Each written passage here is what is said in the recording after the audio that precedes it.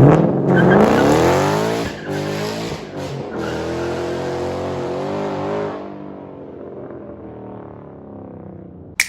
it's got a real muscle car stance now. We're putting in some lowering springs. I got some SR Performance lowering springs in the trunk. I'm out of breath. I don't know why. I'm gonna throw those babies up in there, and then we're gonna get a spring compressor and throw some on the front, and it should be an 1.5 inch drop all the way around, because this monster truck ride height ain't for me, okay? I'm telling you right now, that dog ain't for me. This is our carrier bearing, and let's just check on it, see how it's doing. And coming back here, we have an active leak from the diff. So, you know, it's good. Other than that, car's chilling under here. We should have reverse tutation. Well, we shouldn't have reverse tutation anymore, and then we should be able to do the front and get this baby sitting a little bit better. But for the time, things probably gonna be squatted. And you know what? I'm okay with being gay for a minute.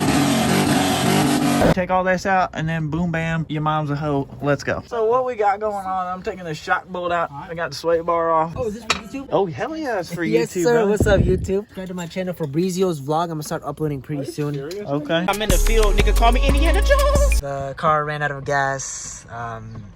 This car didn't tell me that was low on gas, so. Yes, it did. Feel like Soldier Boy today, so kiss me through the phone. But you We're don't not do shouting him out. Feel like Usher yesterday in the shower, bitch, I was burning.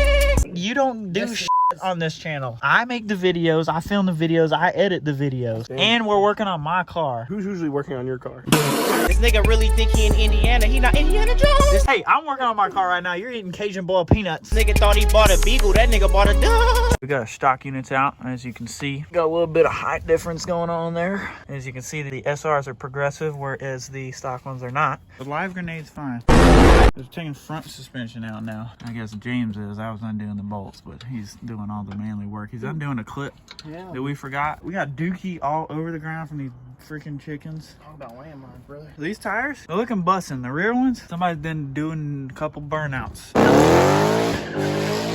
But the ride height on the back is way better than it was before. Oh, he got the strut out. Strut.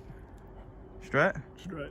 We ain't dead. We're getting the wheel back on. You can see that unit up in there. The isolator rubber piece that goes around the bottom of the spring just crumbled apart. You can see that wasn't gonna work. Hopefully it doesn't squeak. We'll find out. We're gonna start the other side now. He's got the 21. Can you do something for me, socket? Which I'm gonna need that. What were you doing?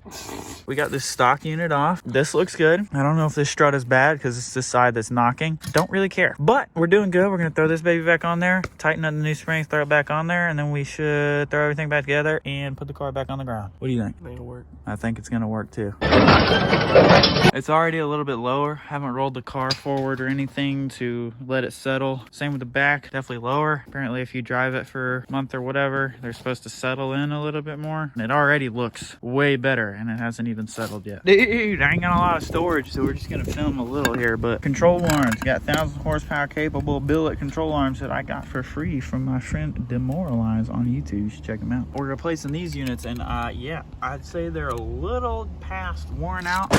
The upper control arm is completely cracked. Looks like the Sahara Desert. Right now we got these babies. These are poly bushings too. So we'll see what kind of improvements we get traction wise and feel wise. Placebo. Oh yeah, that's gonna be a big factor for sure. We got this baby in now. Look at James, look at his face. We're gonna torque this baby down to 130 foot-pounds once we get the suspension fully compressed. I still gotta hook this back up to the caliper, but for the most part, she's in. It was very difficult to get that side in because of this washer. You're not gonna find these control arms anywhere. I have looked online for like 30 minutes and I could not find them anywhere. They're BBR control arms. There's probably a reason they stopped making them. It's probably because they come in like 8 different pieces. Like all these pieces are separate. Don't know why. So it's very difficult to assemble compared to other ones where you just, all you have to do is just bolt it in. There's no assembly at all. So yeah, you mix out the SR Performance springs, and then now we got the control arms. It looks pretty race car back here. Maybe do some sway bar and links because the bushings are getting pretty dang hard and not in a good way.